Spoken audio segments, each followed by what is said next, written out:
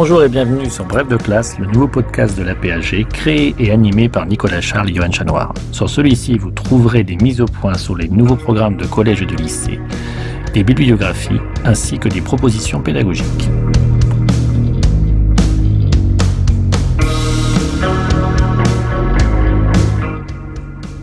Bref de classe, une émission en deux parties. Tout d'abord, une présentation par un spécialiste des grands enjeux du thème au programme, puis ensuite un personnage et un document représentatif de la période. Document que l'on peut télécharger sur aphg.fr et le réutiliser en classe.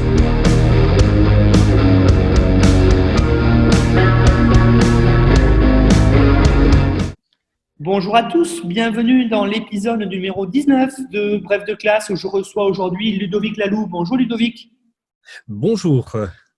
Alors Ludovic, vous êtes donc professeur d'histoire contemporaine à l'université de Valenciennes et surtout, et c'est à ce titre que je vous ai invité dans l'émission aujourd'hui, vous avez co-dirigé un ouvrage collectif que vous allez nous présenter sur la nouvelle question d'histoire contemporaine qui va être au concours du CAPES et de l'agrégation d'histoire pour cette année 2021. Alors, pour commencer Ludovic, peut-être pourriez-vous nous présenter très rapidement les grands axes de la question et ensuite peut-être votre ouvrage. Merci bien. Oui, alors petite précision, je ne suis que professeur d'histoire moderne, même si j'ai quelque peu travaillé en histoire contemporaine, ce qui explique mon intérêt pour la question. Alors justement, l'intérêt pour cette question, c'est qu'en fait, et ce n'est pas un lieu commun de le dire, mais le travail en Europe occidentale des années 1830 aux années 1930, main-d'œuvre artisanale et industrielle, pratique et questions sociales, le titre est un peu long, mais c'est ainsi pour cette nouvelle question de contemporaine. Eh bien, cette question renouvelle en quelque sorte l'approche du sujet. Ce n'est pas simplement une approche économique ou purement économique, quantitative. On a véritablement ici une histoire sociale dans ses différentes dimensions. Alors, pour rappeler, mais bon nombre d'auditeurs le savent bien, la révolution industrielle, ou ce qu'on a pu qualifier comme telle, née, je schématise un peu, mais du côté anglais au XVIIIe siècle, et puis se répand sur le continent européen dans sa partie occidentale au XIXe siècle, mais justement en commençant par un point parfois un peu méconnu, en commençant par la Belgique. Alors, le pays est créé en 1830. Il y a déjà, bien sûr, quelques frémissements sur le plan industriel dans les années qui précèdent, à Liège en particulier. Et ensuite, eh bien, cette mutation industrielle ou ces mutations industrielles se répandent en France et puis dans les États germaniques et notamment du côté de la Prusse avec le Zollverein qui s'organise à partir de 1834 et l'Allemagne en tant que telle à partir de janvier 1871. N'oublions pas aussi, bien sûr, la Catalogne ou encore les Asturies pour les mines de charbon et également le nord de l'Italie avec le triangle industriel Gênes, Turin, Milan, ou encore un certain nombre d'espaces du côté de la Bohême, de l'Autriche, Prague et Vienne en particulier. Et enfin, la Suisse, qui est aux confins des aires à la fois germaniques, italophones, francophones également, et la Suisse avec des travaux qui ont été mis en lumière et qui montrent notamment que par-delà l'imagerie un peu mythique de l'horlogerie, il y a peut-être aussi d'autres aspects également. Donc une cohérence en quelque sorte sur le plan spatial et sur le plan chronologique. J'ai fait allusion tout à l'heure à la naissance de la Belgique, 1830. Le programme s'arrête à la fin des années 1930, on le comprend quelque peu eu égard aux bouleversements qui adviennent avec la Deuxième Guerre mondiale qui éclate. Et enfin, autre aspect encore que je voudrais aborder pour la question précisément du travail en Europe occidentale pour cette période des années 1830 aux années 1930, c'est ce qui concerne en fait les aspects sociaux. Alors certes, ils avaient déjà été travaillés par le passé, mais ici, on a véritablement le champ libre en quelque sorte, et en particulier pour voir véritablement les corps au travail, la pénibilité, la fatigue, ce que notamment Pascal Ragy ou encore Étienne Thévenin avaient montré à travers un colloque et une publication qui avait suivi il y a de cela quelques années. Mais c'est aussi toute la législation, le droit du travail, les accidents du travail, avec cette législation qui se met en place tout au long du XIXe siècle, qui n'est pas finie, même avec la loi française de 1898 sur le sujet. Mais il y a aussi autre aspect, mais c'est majeur ici, le passage d'une main-d'œuvre artisanale aux aspects industriels. Et en fait, il y a un changement d'échelle qui s'opère entre, d'une part, le passage de l'atelier, de la fabrique, véritablement à l'usine à la fin de la période.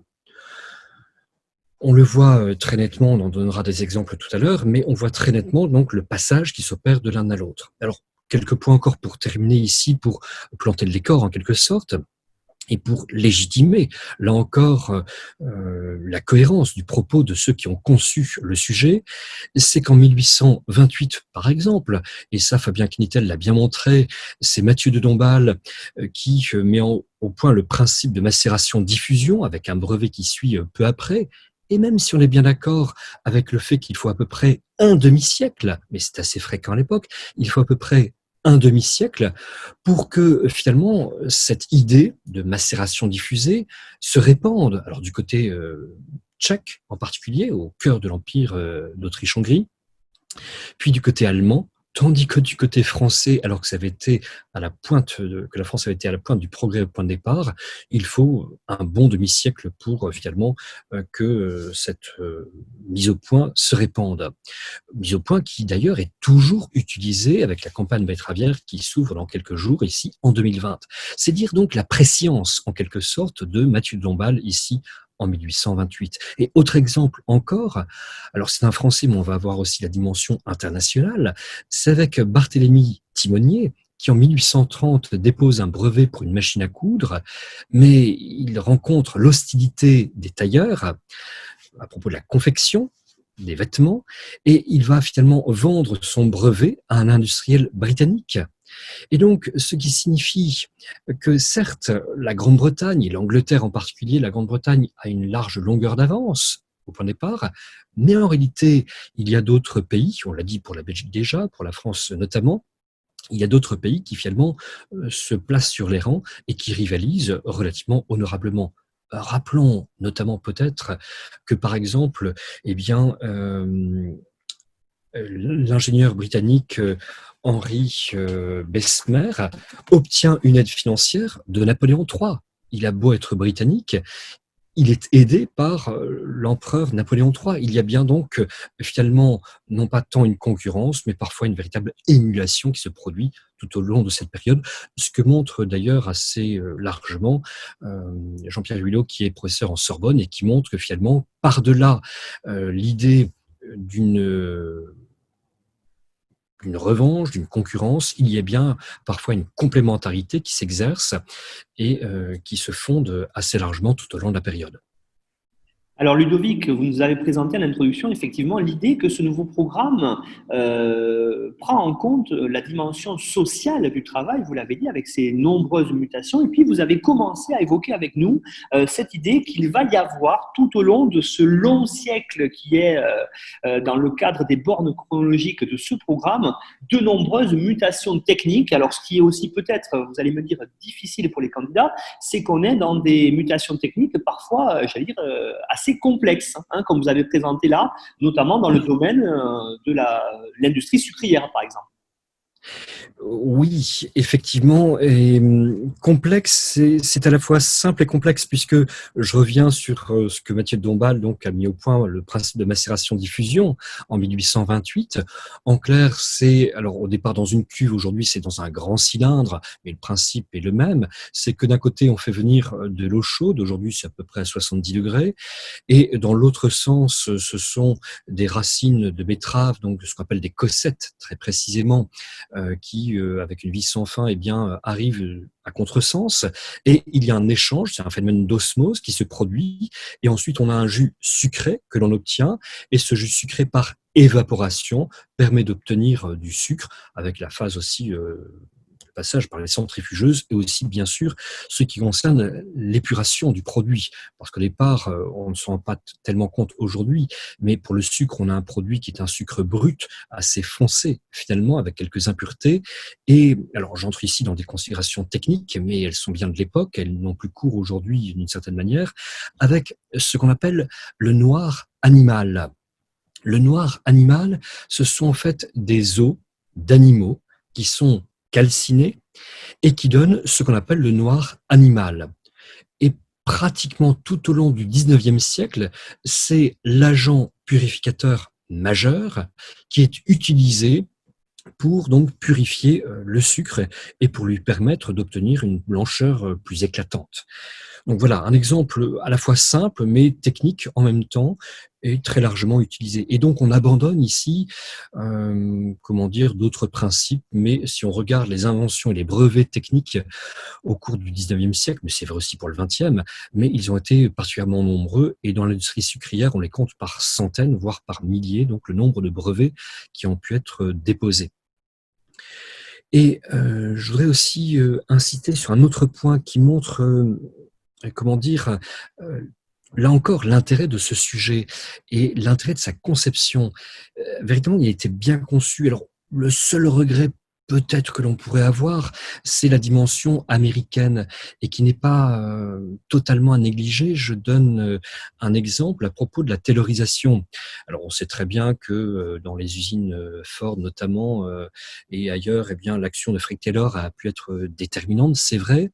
Mais si on regarde la dentelle à Calais, notamment au XIXe siècle, et Marine Baumard l'a bien montré dans ses travaux récents qui doivent être publiés prochainement dans un ouvrage Métier d'autrefois aux presses universitaires de Valenciennes, eh bien, elle montre, c'est Marine Baumard, c'est pour Valenciennes, c'est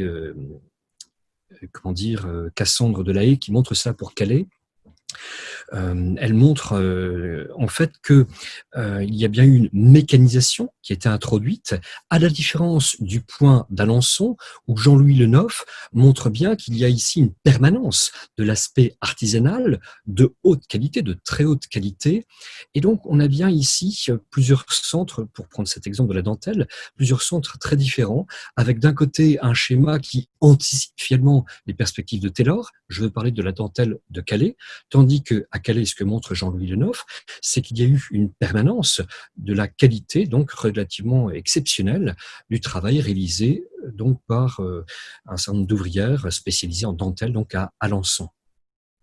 Effectivement, Ludovic, on pourrait aussi comparer cela dans l'industrie du tissage, avec entre Sedan, Elbeuf en Normandie, voire Roubaix. Il y a des choses qui se font à des rythmes différents selon ce que les patrons veulent. Alors, je pense qu'on y reviendra après, mais j'aurais aimé peut-être aussi pour les candidats au concours que vous nous disiez, alors on ne va pas être là pour faire une publicité gratuite de votre ouvrage, mais ce qui, je pense, est intéressant, Ludovic, c'est peut-être de présenter comment est-ce qu'on travaille pour faire un ouvrage destiné aux étudiants de concours et donc comment ces étudiants-là peuvent aller se saisir de cet ouvrage-là. Et je pense que là, c'est assez intéressant parce que ça peut aussi leur donner, pourquoi pas, en même temps, cette émission des méthodes de travail.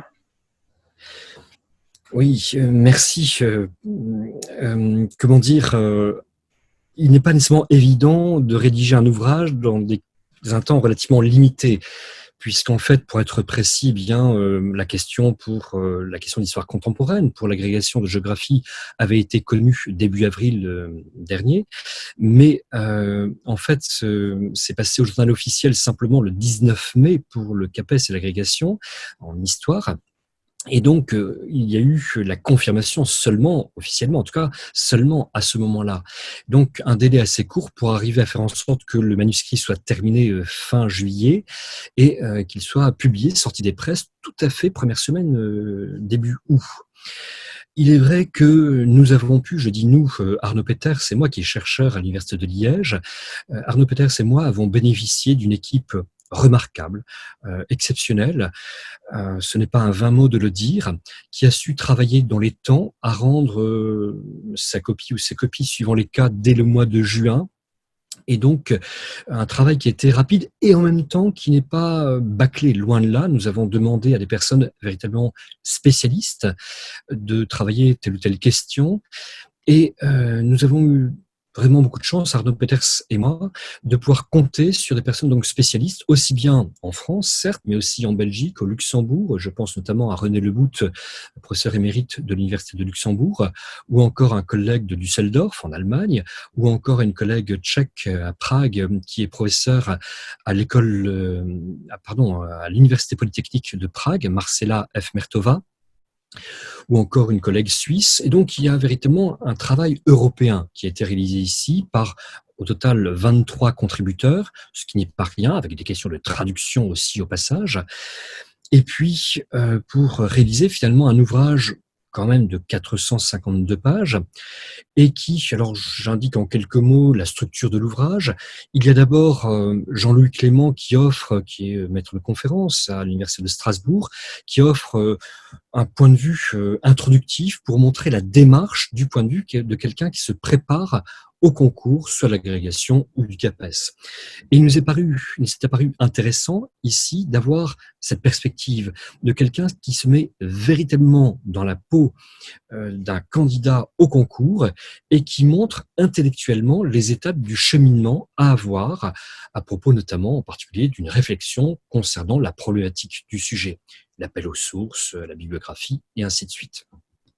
Donc ça, c'est le premier texte. Ensuite, il y a d'autres textes qui sont en gros pratiquement pour chacun des espaces géographiques au programme. Il y a aussi des perspectives, je dirais, d'ensemble européennes, en tout cas d'Europe occidentale, et notamment avec Clément Millon concernant les conventions collectives pour voir les rythmes différents qui s'opèrent, donc une approche comparative finalement ici entre les différents pays au programme. Il y a aussi Gaël Moulec qui a travaillé notamment sur les internationales et qui scande en quelque sorte finalement l'ensemble de la question, que ce soit à Londres, à Paris, et alors on est un peu plus loin pour la troisième à Moscou en 1919, mais avec des répercussions aussi assez inévitablement sur l'Europe occidentale. Et ensuite, et c'est là ce qui est assez intéressant, j'ose l'espérer, ce sont des synthèses qui ont été réalisées à l'échelle de l'Europe occidentale, c'est-à-dire donc de l'ère géographique donc au programme, les synthèses réalisées sur des exemples précis. Ça a été notamment le cas sur le zinc avec Stéphane Palaude, et là, il montre, là encore, la pertinence véritablement des bornes chronologiques du programme. En quelques mots, il montre comment vers 1830, on passe du verre qui est soufflé, donc un travail qui est relativement artisanal, qui demeure d'actualité jusqu'à aujourd'hui, il est vrai, mais qui en tout cas, à la fin des années 1930, devient véritablement un travail purement industriel. Et il ne faut pas oublier que le travail du verre et les produits du verre sont les deuxièmes en quelque sorte au monde après le sucre à avoir des accords internationaux au début du XXe siècle. Il y a aussi sur le travail du sucre, on aura l'occasion d'en reparler, on a déjà dit un mot, je n'insiste pas, il y a aussi le travail concernant les limes. Alors, il se trouve que c'est un article que j'ai réalisé avec un collègue de l'université de Düsseldorf qui est Wessel-Horst, et qui Wessel pour le nom de famille, et qui est spécialiste des limes. Et nous avons essayé de montrer comment finalement, d'une part, à l'origine, c'est le marché anglais et le marché allemand qui supplantent tous les autres marchés, avec une production des limes à la main. Cette production des limes à la main est fastidieuse, et elle est aussi létale. Elle entraîne à la mort. L'espérance de vie d'un tailleur de limes est de 37 ans, tailleur de limes à la main. Et donc, c'est la raison pour laquelle certains se disent, mais il faut produire des limes autrement.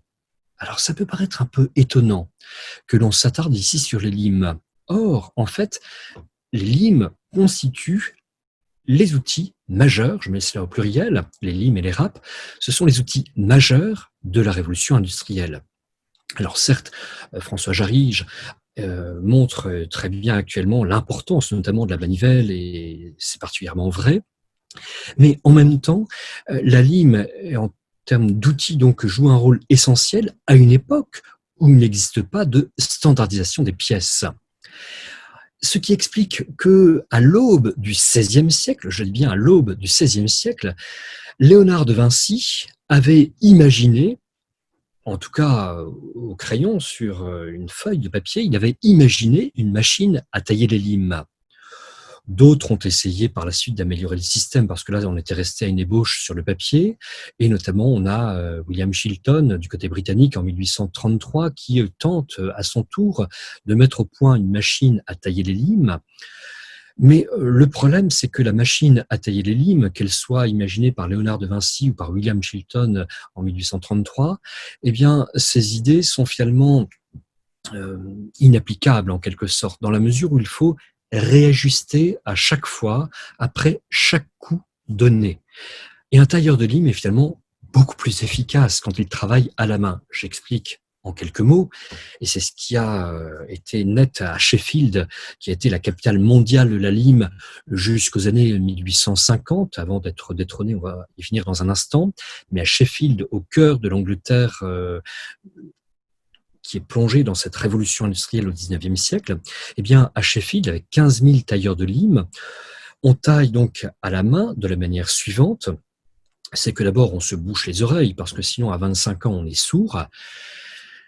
Et on donne des coups de maillet sur l'ébauche de la lime via un outil, et ce qui va permettre donc des encoches successives et qui vont permettre donc de mettre au point une lime.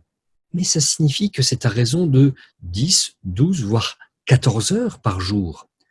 Et quand je parlais de la surdité à 25 ans, c'est la réalité pour l'époque. Il faut bien avoir conscience de cela. Mais autre aspect plus morbide, c'est qu'en fait, il y a de minuscules particules qui sont en suspension dans l'air. Et quand il fait chaud, en particulier l'été, la tentation est d'ouvrir les fenêtres, d'ouvrir les portes. Mais dans un atelier où il y a 10, 15, 30 tailleurs de lime, c'est la catastrophe assurée. Parce que ça signifie que les particules métalliques en suspension vont être ingérées, vont arriver dans la gorge, dans les poumons, vont s'y fixer et vont lacérer les poumons. Ce qui signifie que, assez vite, les tailleurs de lime, taille manuelle donc, risquent de mourir. Et d'autre part, les tailleurs de lime utilisent ce qu'on appelle un tas. C'est une plaque en plomb dans laquelle il y a un logement pour mettre l'ébauche de la lime, et la taille de la lime s'opère afin donc de pouvoir parvenir assez vite, c'est une question de quelques minutes, afin de parvenir à produire une lime, en sachant que nous sommes à une cadence d'à peu près, je schématise, mais de l'ordre de un coup par seconde, un coup par seconde. Et donc une lime est à la fois taillée rapidement, mais en même temps, vous l'avez compris, en tenant la lime, et notamment avec la main, l'autre main qui n'est pas utilisée avec le maillet, eh bien la main, le petit doigt, se trouve appliqué notamment, et une partie de la main se trouve appliquée sur cette plaque de plomb. Ce qui provoque une paralysie qui gagne progressivement le poignet, l'avant-bras, le bras, et puis la région du cœur. Ce qui explique ce que j'évoquais tout à l'heure, la mortalité, l'espérance de vie de l'ordre de 37 ans. Ce qui fait que lorsqu'à Purgerot, nous sommes en Haute-Saône, né à la fin du XVIIIe siècle, Étienne Bernot, qu'il monte à Paris suivant la formule. C'est un homme ingénieux, ingénieur, qui met au point une machine à tailler les limes, qui réussit, elle, véritablement, à la différence de Léonard de Vinci ou de William Chilton. Nous sommes ici donc au seuil des années 1850, et ici, Étienne Bernot a réussi véritablement à mettre au point une machine qui permet une remarquable régularité pour la taille mécanique désormais. Il y a une publication britannique qui le loue véritablement en le considérant comme étant un bienfaiteur pour l'humanité. Les auteurs donc de cette publication britannique considèrent que ce Français, Étienne Bernot, nous sommes en pleine révolution industrielle, c'est une émulation qui est ici mise en avant, c'est un aspect laudatif, et Étienne Bernot donc est reconnu à sa juste valeur par des Britanniques. Étienne Bernot, je poursuis en quelques mots, Étienne Bernot dépose son brevet à Paris, il dépose son brevet aussi à Londres, mais également à Bruxelles. Et vous vous souvenez de ce qui a été dit tout à l'heure avec l'importance de la Belgique au cœur de la révolution industrielle. C'est le deuxième pays chronologiquement qui entre dans la révolution industrielle. Mais le brevet est déposé aussi à Turin et également, et là c'est la prescience de ce Français Étienne Bernot, ce brevet est déposé également à Washington. Et c'est la raison pour laquelle, il y a notamment quelques instants, j'évoquais qu'il aurait été bien peut-être d'imaginer que les États-Unis auraient pu être intégrés dans le programme. Il est déjà relativement vaste et c'est très bien ainsi. Mais, je poursuis, c'est qu'en fait, Étienne Bernot, il se trouve confronté, tout comme Barthélemy Timonier, nous l'avions dit tout à l'heure à propos de la machine à coudre, il se trouve confronté, Étienne Bernot, à l'hostilité, lui et ses associés, à l'hostilité des tailleurs de lime à Sheffield, ou plus exactement des trade unions, c'est-à-dire des syndicats qui en fait craignent de perdre leur influence sur les 15 000 personnes qui travaillent à tailler des limes à Sheffield, et c'est la raison pour laquelle à Sheffield, il n'y a pas d'achat de cette machine à tailler les limes, et que les syndicats préfèrent finalement continuer à promouvoir la taille manuelle, même si on l'a dit, l'espérance de vie est de 37 ans. Et il faut attendre finalement la guerre de sécession, 1861-1865, en Amérique, pour voir le Nord acquérir le brevet d'Étienne Bernot et s'équiper en particulier à Providence, à mi-chemin entre New York et Boston, pour faire en sorte donc qu'il y ait à Providence des entreprises qui fonctionnent avec ce brevet. Je ne dis pas que le Nord l'a emporté contre le Sud uniquement grâce à un Français et le brevet d'Étienne Bernot, mais il a concouru à cela, en quelque sorte. Or, j'insiste peut-être un peu sur l'importance des limes. Il y a avec l'ouvrier qu'on appelle l'ajusteur un travail constant à une époque où il n'y a pas de standardisation des pièces. En effet, pour un moteur, lorsqu'il faut qu'il y ait un piston qui parvienne à entrer convenablement dans son logement, il faut qu'il soit ajusté au dixième de millimètre. Et donc, les limes sont extrêmement importantes, elles sont majeures. On en a un besoin crucial. Et un ajusteur, à l'époque, au XIXe siècle, en use en moyenne 2 par jour. Ce qui fait que Jean-François Caille, lorsque, après s'être installé à Grenelle notamment, il quitte Paris pour s'installer au milieu du XIXe siècle, notamment à Douai, Valenciennes et Denain, ce n'est pas tout à fait sans raison qu'il demande à Étienne Bernot d'installer une limerie à Douai afin que cette limerie puisse procéder au retaillage des limes afin d'équiper l'usine Caille qui à Douai produit notamment du matériel de sucrerie. Il y a bien donc d'étroites relations qui existent. Vous l'avez compris, avec le charbon, le Douaisis est du côté français la capitale du charbon à l'époque au XIXe siècle, avec les sucreries. Le Douaisis est là encore au cœur de la production sucrière, le sucre indigène, dit indigène à l'époque, donc c'est le sucre de betterave du côté français, là encore, et puis même au plan mondial, c'est le Douaisis qui est le cœur mondial pendant tout un temps donc de la production de sucre de betterave. Et puis, il y a cette production de matériel avec Jean-François Caille, là aussi. Et donc, là encore, pardon d'insister, mais il y a bien vraiment une cohérence à la fois spatiale, chronologique et également thématique pour ce sujet qui véritablement était remarquablement bien conçu le travail en Europe occidentale des années 1830 aux années 1930.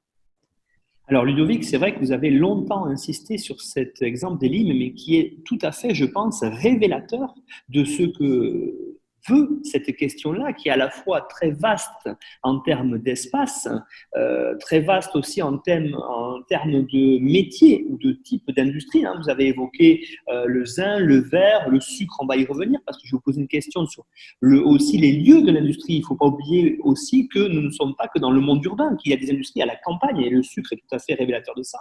Mais aussi, après l'horlogerie, vous l'avez dit, voir le textile, aussi avec ces exemples, notamment dans des villes très connues comme Roubaix, mais aussi peut-être un peu moins comme Sedan. Mais j'aurais aimé maintenant, Ludovic, peut-être que vous nous abordiez certains aspects qui peuvent être vus de façon, on va dire, diagonale dans la question. C'est-à-dire, je pensais notamment à des questions sur les conditions de travail. Vous l'avez évoqué pour les ouvriers dans les limes, mais aussi les questions de travail des enfants, par exemple. Qu'est-ce qu'il en est dans cette question-là ? Étienne Thévenin, par ses travaux depuis déjà des années, il est maître de conférence HDR, habilité à diriger des recherches à l'Université de Lorraine, implanté en particulier à Nancy. Étienne Thévenin a montré dans ses travaux, et ici également il a apporté son concours pour la rédaction de plusieurs chapitres, il a montré l'importance de cette prise en charge en quelque sorte des aspects sociaux à l'époque.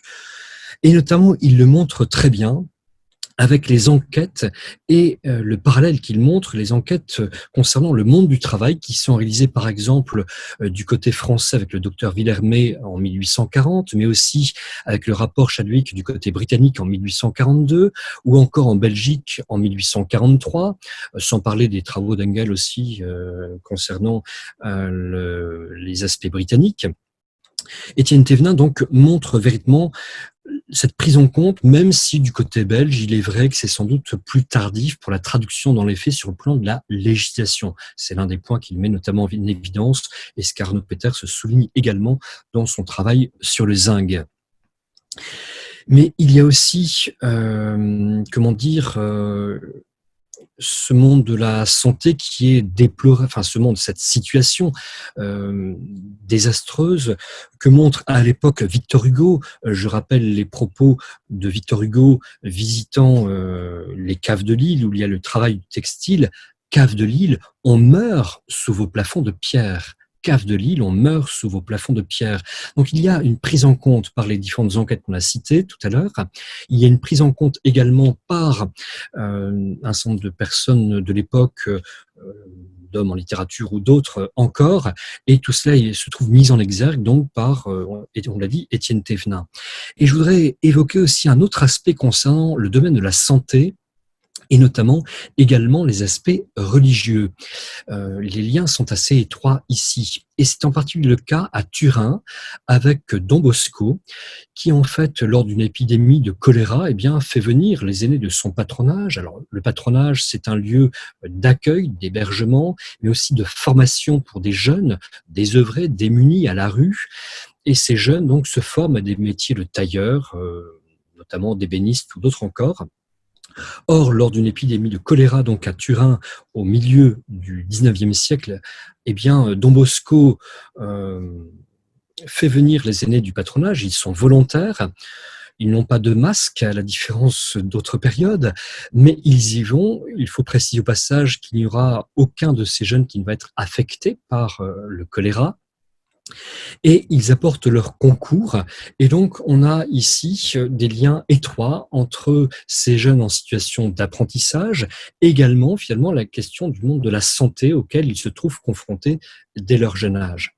Il y a aussi sur les aspects donc liant étroitement le monde de la santé, les personnes démunies, et également des œuvres caritatives, religieuses en particulier.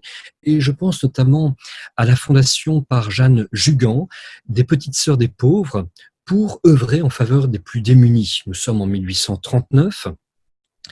Mais il y a aussi l'action, c'est un peu plus tôt, en 1833, d'Ozanam et de quelques-uns de ses pairs. Ozanam qui fonde les conférences Saint-Vincent de Paul.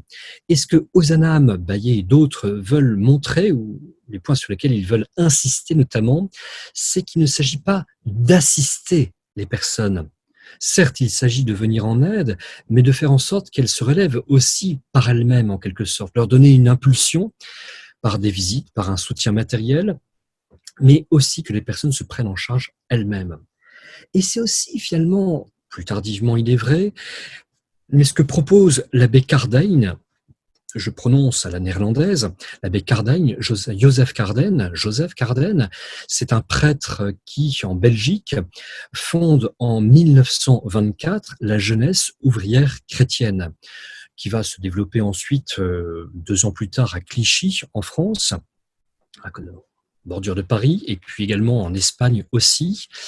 Et la jeunesse ouvrière chrétienne a cette volonté donc de faire en sorte que les jeunes soient un ferment apostolique, donc avec une dimension religieuse, au cœur de la population ouvrière.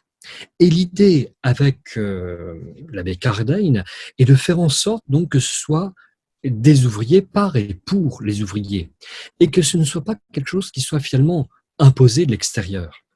Et on rejoint finalement un petit peu ce qu'on évoquait il y a un instant avec Ozanam, Bailly ou d'autres encore. Bailly, pardon, j'ai dit Bailly, c'est Bailly.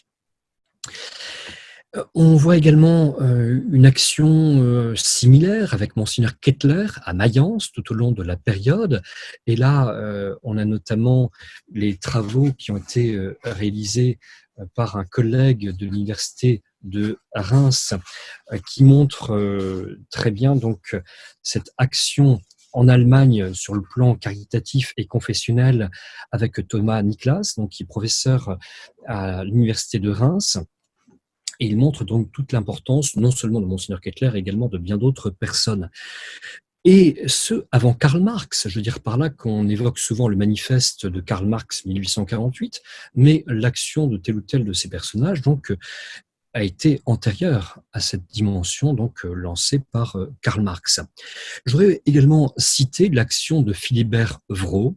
C'est un industriel lillois qui en fait lance ou reprend plutôt une entreprise paternelle, mais lui donne une audience et une aura plus grande avec ce qui devient le philo-chinois que Xavier Théry, il est décédé ces dernières années, mais que Xavier Théry a mis en évidence, et il montre combien Philibert Vrault, industriel lillois, a fait en sorte d'être vraiment attentif au personnel de son entreprise pour faire en sorte finalement d'introduire des œuvres sociales avant même toute une législation sociale qui se met en place plus tardivement. Il y a aussi, sur le plan religieux, le texte majeur, l'encyclique majeure de Léon XIII, Rerum Novarum. Nous sommes le 15 mai 1891 et par cette encyclique Encyclos, c'est-à-dire ce qui est pour l'ensemble du monde, l'ensemble de la Terre, Léon XIII donc rédige un texte où il souligne l'importance notamment des corporations. Il estime que les syndicats en tant que tels sont trop marqués par une dimension marxiste à laquelle on a fait allusion tout à l'heure, et il estime qu'il y a l'idée des corporations qui peuvent se développer, qui vont plus loin que les perspectives médiévales des siècles antérieurs, qui montrent qu'il peut exister une solidarité, une émulation aussi entre les uns et les autres au sein de ces corporations. Et ce que le pape Pie XI va reprendre par rapport à Rerum Novarum dans son encyclique 40 ans plus tard, Quadragesimo Anno, en 1931. Ce qui signifie que l'Église catholique ici, mais on le voit également du côté protestant en Allemagne, l'Église catholique donc prend à bras le corps cette question sociale. Rerum Novarum, fallait-il le rappeler, c'est à propos des choses nouvelles. Rerum Novarum, c'est précisément à propos justement donc de cette question sociale au cœur de la révolution industrielle.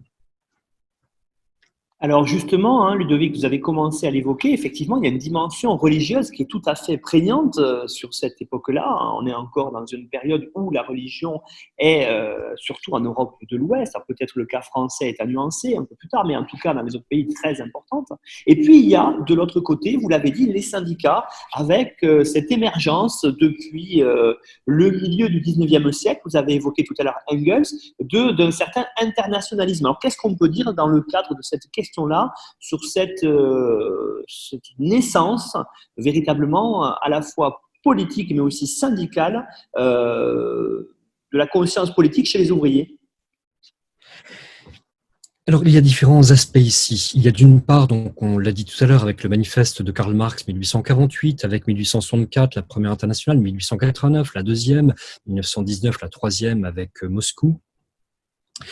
Ceci pour rappeler donc aux uns et aux autres, en quelques mots, ce qui jalonne l'ensemble de la période. Et donc, là encore, ça souligne l'intérêt de cette question. Mais, comment dire, certes, une partie du monde ouvrier a pu être concernée par cela, mais on l'a vu notamment avec Denis Varachin et moi-même dans un ouvrage que nous avons co-dirigé en 2006 concernant la catastrophe de Courrières. On voit bien qu'il y a finalement aussi des personnes, des mineurs notamment, mais c'est vrai dans d'autres professions, qui ne rejoignent pas, comment dire, les perspectives marxistes qui se développent ici. Il y a plusieurs catégories en quelque sorte. Voilà, c'est un aspect pour nuancer le propos en quelque sorte. Je voudrais aussi évoquer, tant que j'y pense, les questions artistiques. On n'en a pas trop parlé jusqu'à présent, si ce n'est en faisant allusion aux aspects littéraires et notamment à Victor Hugo tout à l'heure. Mais on pourrait notamment, bien sûr, évoquer le travail des impressionnistes concernant la gare Saint-Lazare, par exemple, ou d'autres travaux qui montrent très nettement le travail mis en valeur donc par ces peintres impressionnistes, Monet, Manet ou d'autres encore. Et sur le plan artistique, il y a aussi, alors c'est dans l'ouvrage également, un travail qui a été réalisé par Anna Miller et qui porte précisément sur William Morris et les arts and crafts, et qui montre en fait la défense d'une main-d'œuvre artisanale. C'est le cœur de sa réflexion, la réflexion d'Anna Miller, et qui met donc en exergue l'idée que finalement, dans les aspects artistiques, il peut y avoir la tentation, notamment à propos du papier peint, par exemple, de passer donc à la vitesse rapide de l'industrialisation, mais qu'il y a des personnes, qu'il existe donc des personnes qui sont convaincues de l'importance de maintenir, je dirais, une touche artistique majeure, première également. Alors, ça ne veut pas dire nécessairement que William Morris parvient à se faire nécessairement entendre, en tout cas, donc il y a cet aspect-là donc, qui est aussi à prendre en considération. Donc, les aspects artistiques ne sont pas à négliger dans l'étude de la période également. Alors, je disais tout à l'heure, Ludovic, effectivement, on a tendance, quand on enseigne, mais aussi quand on s'intéresse peut-être de loin à ce type de questions-là, sur le monde du travail, de se dire que l'industrialisation se fait majoritairement au XIXe siècle dans le monde urbain. Or, et je pense que l'idée aussi de la question, hein, quand on entend parler du travail en Europe, c'était aussi de se tourner vers une certaine évolution, mais aussi une évolution dans les campagnes. Et je sais, alors je vous pose à vous la question, je sais que vous êtes spécialiste de l'industrie sucrière, justement, en quoi dans les campagnes, il y a aussi, au XIXe siècle, malgré tout ce qu'on peut penser, une vraie industrialisation. Il est vrai, vous avez parfaitement raison, cette industrialisation des campagnes est souvent méconnue. Je ne dis pas qu'elle soit inconnue, mais méconnue. En fait, dans les campagnes, on pense, et c'est légitime, aux travaux agricoles. Ici, ils ne sont pas spécifiquement pris en compte dans la question. En revanche, effectivement, et vous avez parfaitement raison, il y a la dimension industrielle des campagnes qui existe, et notamment, en particulier, avec la question de l'industrie sucrière. Alors, il se trouve que c'était l'objet de mon mémoire inédit pour l'habilitation à diriger les recherches. Et ce que j'ai essayé de mettre en évidence, en quelque sorte, très modestement, c'est l'idée que l'industrie sucrière se trouve être la pierre angulaire de l'industrialisation des campagnes au XIXe siècle. Alors, je ne vais pas développer ici les aspects purement agricoles, mais en quelques mots, pourquoi s'agit-il de la pierre angulaire véritablement pour l'industrialisation dans les campagnes?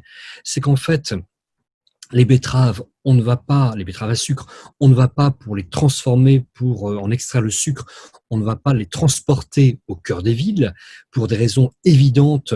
On a des routes qui, à l'époque, ne sont pas goudronnées, elles sont mal pavées quand elles le sont.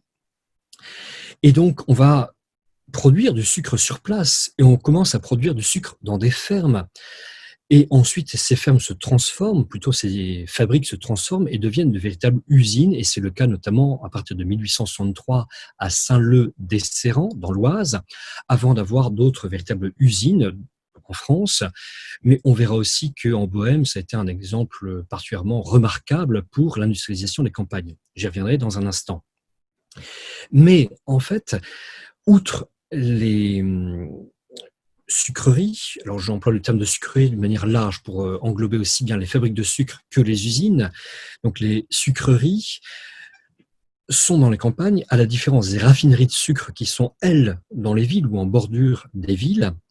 Mais à côté ou non loin des sucreries, il y a aussi des distilleries qui produisent de l'alcool à partir de la betterave. Mais il y a aussi, on y a fait allusion tout à l'heure, les abattoirs à propos du noir animal qui est utilisé comme agent purificateur pour la production du sucre. Et on a également d'autres entreprises qui sont dans le sillage des sucreries. Alors ça va paraître étonnant, mais c'est particulièrement avéré. Ce sont notamment les tuileries ou encore les briqueteries. Pourquoi cela? Pour la raison suivante, c'est que le personnel embauché dans les sucreries, il est embauché à partir en gros de la fin septembre, en particulier à partir de la Saint-Luc, où la betterave prend sucre, suivant le dicton, 18 octobre.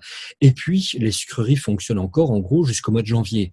Et puis, janvier-février, il faut procéder au démontage de tout le matériel de sucrerie pour le nettoyer, parce qu'il est extrêmement collant. Il y avait donc du caramel et autres qui s'est incrusté dans les rouages, et il faut donc tout démonter. Ce qui fait qu'en gros, les sucreries fonctionnent en tant que telles, et puis avec le démontage, pendant à peu près 6 mois de l'année.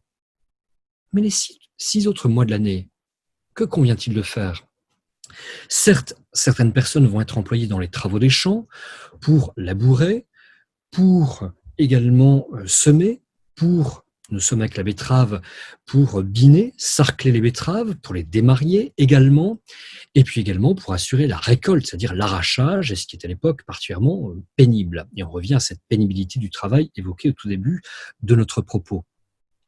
Simplement, il y a quand même moins de travail et le personnel va être embauché notamment dans des tuileries ou encore dans des briqueteries. Et c'est le cas notamment à West-Velvin, au sud de Tournai, dans le Hainaut belge, où, au cours de la période qui nous intéresse, quelqu'un comme Benoît Couplet met en place une briqueterie, lui-même est industriel, et il met en place une briqueterie afin de pouvoir offrir du travail au personnel de sa sucrerie. Et la briqueterie et tuilerie et briqueterie se trouvent être au cœur de la campagne. Et on a bien ici, je le répète avec force, l'idée que l'industrie sucrière est véritablement la pierre angulaire de l'industrialisation des campagnes. Cette pierre angulaire explique, avec, donc on l'a compris, dans son sillage d'autres entreprises qui fonctionnent, d'autres entreprises industrielles, on a ici, avec cette industrialisation des campagnes, une véritable captation de la main-d'œuvre qui reste sur place et qui attire même des personnes venant de Silésie ou d'ailleurs et qui arrivent en Belgique ou dans le nord de la France pour travailler. Et cette captation de la main-d'œuvre explique qu'il y ait eu, c'est de l'ordre, suivant les périodes, de plus ou moins 10-15 départements en France, ce n'est quand même pas tout à fait négligeable, 10-15 départements qui résistent à l'exode rural. L'exode rural, on en parle abondamment, et avec raison pour notamment les Bretons ou encore les Auvergnats, c'est vrai, mais si on regarde un certain nombre d'autres régions du bassin parisien, du nord de la France, du Pas-de-Calais aussi en particulier, on a des régions qui demeurent pleines démographiquement. Ce sont des régions qui ne perdent pas leur population. L'exode rural reste marginal dans un centre de territoire. Et pour Roubaix ou Tourcoing, les personnes qui viennent y travailler sont notamment, pour une part, des Flamands de Belgique ou des personnes qui viennent d'Étainpuis ou d'ailleurs et qui traversent en quelque sorte la frontière pour aller travailler à Roubaix ou à Tourcoing. Mais dans les campagnes françaises notamment, en tout cas dans certains départements, l'exode rural reste relativement anecdotique. Alors, vous avez eu tout à fait raison, Ludovic, hein, d'évoquer cette question-là autour de cette industrie dans les campagnes, notamment autour de l'industrie du sucre. Et c'est vrai que je pense qu'il serait totalement illusoire de se concentrer sur les industries, on va qualifier d'urbaines, parce qu'il y a une véritable liaison, j'allais dire, à cette époque-là, entre les villes et les campagnes, qui fonctionnent pour certaines industries en véritable synergie, même si, comme dans le cadre, par exemple, du tissage ou du drap à sedan, on a petit à petit une usure de ce travail, j'allais dire, à la maison, dans les campagnes, pour petit à petit aller vers les villes. Alors, pour parler d'une autre industrie peut-être qui est méconnue, j'aurais aimé, Ludovic, que vous évoquiez l'industrie du papier, parce que c'est une industrie qui, avec l'essor de l'alphabétisation, est en plein développement à cette époque-là. Et n'oublions pas qu'avant la guerre de 14, on est à l'apogée de la production de journaux dans la plupart des pays d'Europe. Effectivement, oui, l'Europe se couvre de papier en quelque sorte, et pas que l'Europe, c'est vrai. Et se couvre de papier, y compris pour la production. Alors aujourd'hui, il paraît évident peut-être d'évoquer la cellulose, la matière provenant du bois, c'est juste. Il est vrai aussi que le fait que les Landes se soient couvertes de bois, notamment à l'époque de Napoléon III, explique en partie cela. On fait venir aussi du bois, enfin de la cellulose du Canada. Mais en réalité, on aurait très bien pu se passer de cela et d'être plus en lien encore avec des ressources qui existent dans nos campagnes. Quand je dis dans nos campagnes, aussi bien en Belgique, en Allemagne, en France ou ailleurs, puisque nous avons des ressources.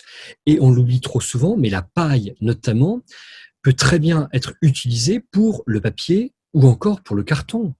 Et lorsqu'aujourd'hui on évoque la question du bois comme étant le deuxième poste déficitaire pour l'économie française, je parle du point de vue en tout cas des importations, eh bien, on aurait très bien pu se passer de cela. Nous possédons les ressources. Et le 19e siècle montre très bien que les personnes à l'époque l'avaient compris. Et pour prendre une entreprise qui est sise dans le Pas-de-Calais, à Gondardenne, c'est près de Saint-Omer, qui est sise à Wardrec, c'est dans les cartonneries de Gondardenne, jusqu'au seuil des années 1980, eh bien cette entreprise a fonctionné avec la paille. Alors, à l'époque, on utilise, je parle pour le 19e siècle, on utilise aussi assez largement les vieux chiffons. Alors, ça peut paraître un peu surprenant, mais en quelques mots, c'est qu'en fait, et c'est valable pour tous les pays au programme ici, les vieux chiffons, pourquoi cela? C'est que la ressource est abondante. Elle est abondante, bien sûr, dans les villes, mais comment dire, l'odeur qui se dégage de la production du vieux papier, de papier ou de carton à base de chiffon n'est pas toujours nécessairement très agréable. Et puis, on va avoir besoin d'une force motrice, l'eau en particulier, un petit cours d'eau. On va avoir besoin aussi de l'eau en tant que telle pour le brassage de ces vieux chiffons, pour qu'ils se délitent en quelque sorte, qu'ils perdent leur structure et qu'on obtienne une masse visqueuse qu'on va faire sécher ensuite. Je passe les étapes ici. Mais on a aussi besoin d'une main-d'œuvre. Et tout cela, ces différents critères, expliquent que dans la plupart des cas, cette industrie à la fois du papier, voyons Clairefontaine dans les Vosges notamment, c'est l'industrie du papier ou encore du carton, et je pense notamment à la vallée de l'Aa, que les cruciverbistes connaissent bien pour l'Artois, pour le Pas-de-Calais, eh bien, ces lieux montrent qu'il y a une véritable floraison de la production du papier ou encore du carton.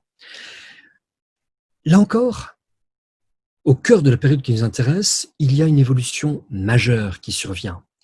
C'est le passage de la fabrication de l'enrouleuse à la cannelure. Alors en quelques mots, puisque donc le programme invite aussi aux questions techniques, l'enrouleuse, c'est en fait un cylindre qui est chauffé et par couches successives, avec le cylindre qui tourne au-dessus d'un bac, il y a des couches successives de pâte de papier qui se déposent sur le cylindre et puis ensuite donc on peut obtenir, donc je résume simplement, mais le carton. Simplement, c'est du carton, on va dire, de boîtes de chaussures, de boîtes de chapeaux également pour l'époque. Mais le problème, c'est que ce n'est pas très résistant. On a encore parfois, si vous avez cela ici ou là, dans des archives, on a des boîtes d'archives qui sont avec ce papier donc réalisé à l'enrouleuse. Il a été produit jusqu'au seuil des années 1980 en Europe occidentale.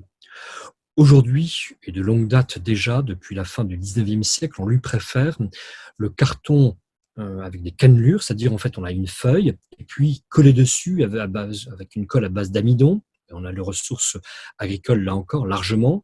Eh bien, on colle une feuille ondulée. Et cette feuille ondulée, ça c'est la simple cannelure, on rajoute parfois un deuxième parallèle, donc une nouvelle feuille et puis encore une feuille ondulée, donc on peut avoir une double, voire une triple cannelure, et on arrive à un produit extrêmement résistant. Sauf s'il prend l'eau, c'est le problème, mais si on voit les cartonneries de Gondardenne aujourd'hui, elles ont réussi à mettre au point des palettes carton, et ce qui permet des gains de poids, je ne vais pas plus loin, mais ce qui montre que finalement, il y a une industrie qui, au 19e siècle, ici, avec le travail du papier et du carton, réussit à connaître des améliorations techniques remarquables, et ça se poursuit tout au long du 20e siècle. Et pour montrer aussi finalement peut-être les générations qui se succèdent en un lieu, puisque j'ai cité Wardrec près de Saint-Omer, donc avec les cartonneries de Gondardenne, nous sommes en un lieu où à l'origine nous avions une sucrerie, et puis bon, la sucrerie a fermé, c'est une tuilerie qui a pris la succession avant d'être à la fin du 19e siècle, à partir de 1897, nous avons eu finalement ces cartonneries qui sont implantées à Wardrec ou encore à Luzerne, qui montrent véritablement donc qu'il peut y avoir finalement plusieurs générations d'entreprises qui se succèdent en un lieu. Alors Ludovic, je sais que cette question est très très vaste et on pourrait y passer aujourd'hui des heures à évoquer les aspects de toute cette question-là. J'aurais aimé peut-être pour voir un autre aspect qu'on a peu évoqué, celui de la mine, mais aussi en même temps celui des risques, de la souffrance des corps des ouvriers durant la période concernée, que vous évoquiez, vous l'avez un petit peu abordé tout à l'heure, mais que vous évoquiez plus en détail la question de la catastrophe de Courrières en 1906. Nous sommes le 10 mars 1906. Au petit matin, une explosion se produit dans les galeries qui se trouvent en sous-sol de Courrières, mais aussi de Salomine et puis des communes environnantes. Donc, il n'y a pas que Courrières en quelque sorte. Et c'est là où on atteint les limites en quelque sorte à une époque donnée. C'est ce que Denis Varachin a remarquablement montré donc, dans l'ouvrage auquel je faisais allusion tout à l'heure sur la catastrophe de Courrières que nous avons co-dirigé. Et Denis Varachin donc montre finalement les limites en quelque sorte des évolutions techniques. Et il montre très bien que finalement il y a une première phase qui s'achève avant d'avoir finalement une deuxième, puis une troisième, voire encore une quatrième phase de nouvelles technologies. Or nous sommes à l'époque à la fin d'une phase de nouvelles technologies en quelque sorte au moment où se produit la catastrophe de Courrières. Cette catastrophe de Courrières, c'est ce qu'on appelle très précisément un coup de poussier ou un coup de poussière. Ce n'est pas un coup de grisou, ce n'est pas le grisou qui frappe ici, c'est un coup de poussier. De quoi s'agit-il ?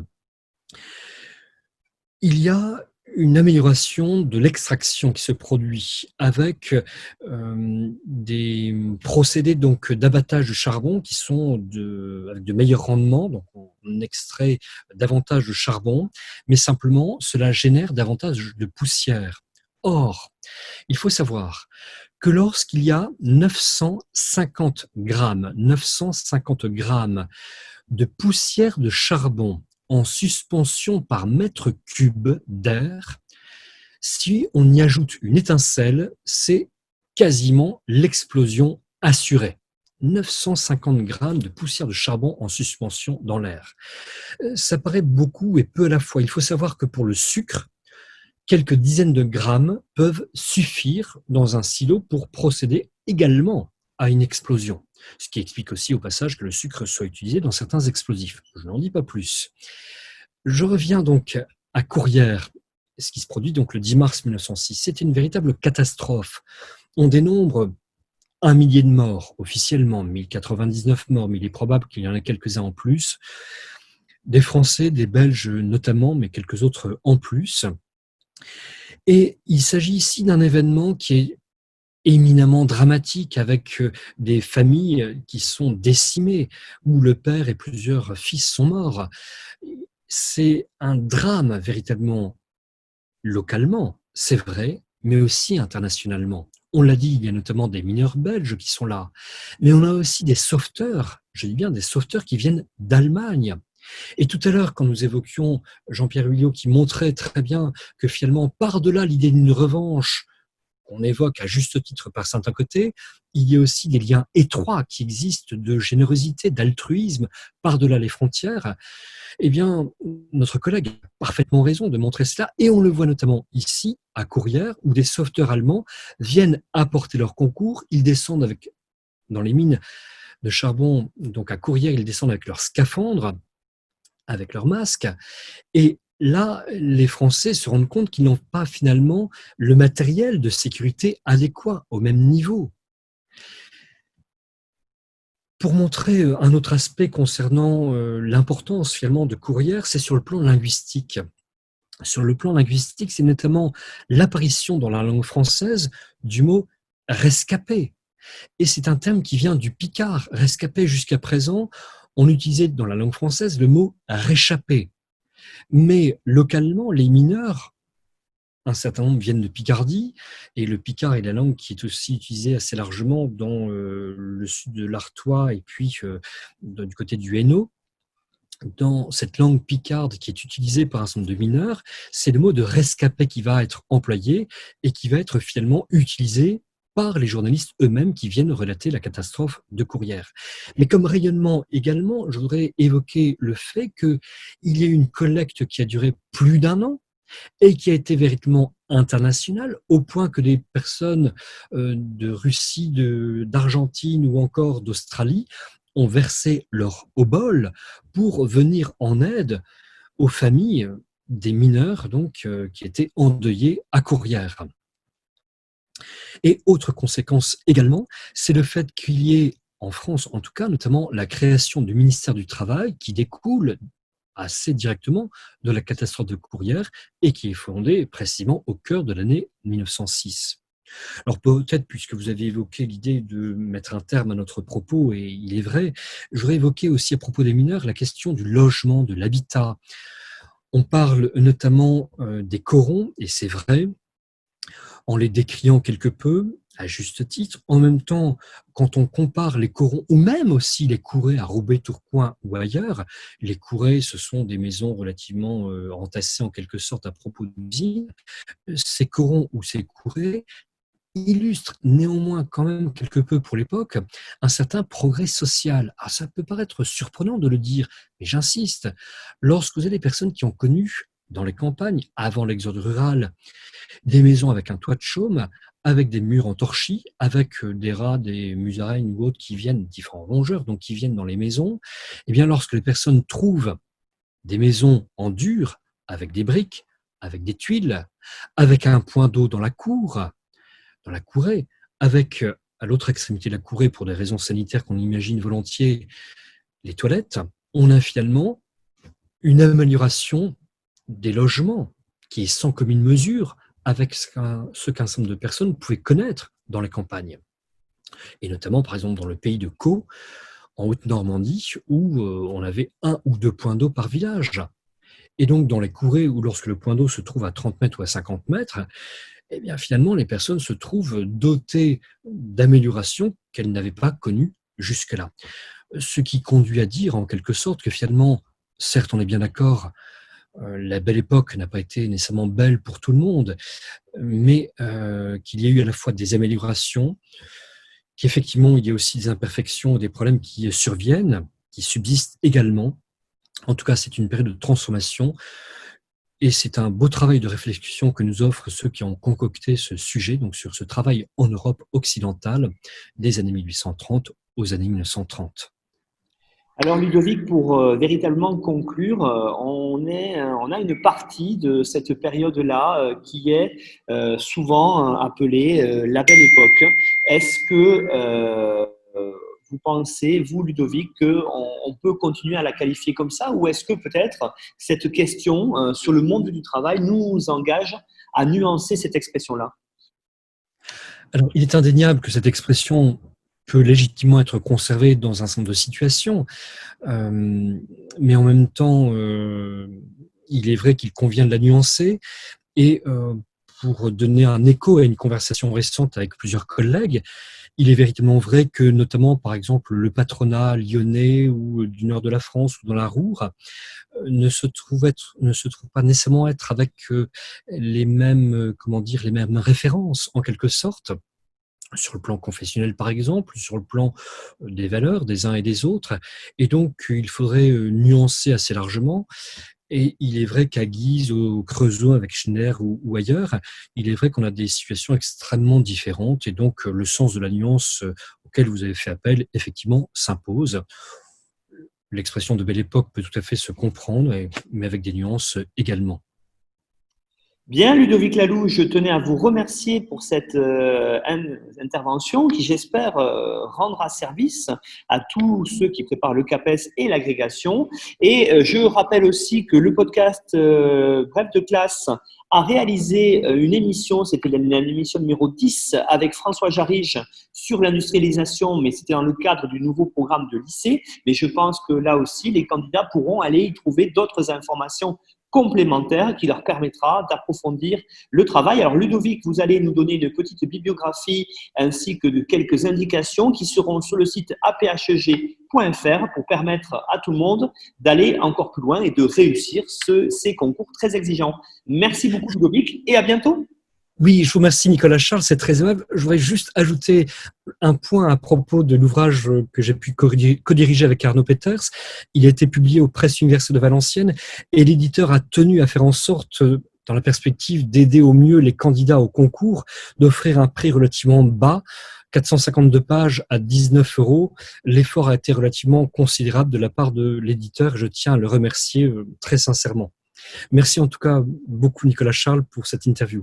Merci beaucoup. Et puis, c'est vrai, vous avez raison. Voilà une initiative très louable qui devrait permettre aux étudiants de disposer d'un ouvrage de qualité pour débroussailler cette question, j'allais dire, qui est parfois assez épineuse. On se retrouve bientôt dans Bref de classe. À bientôt.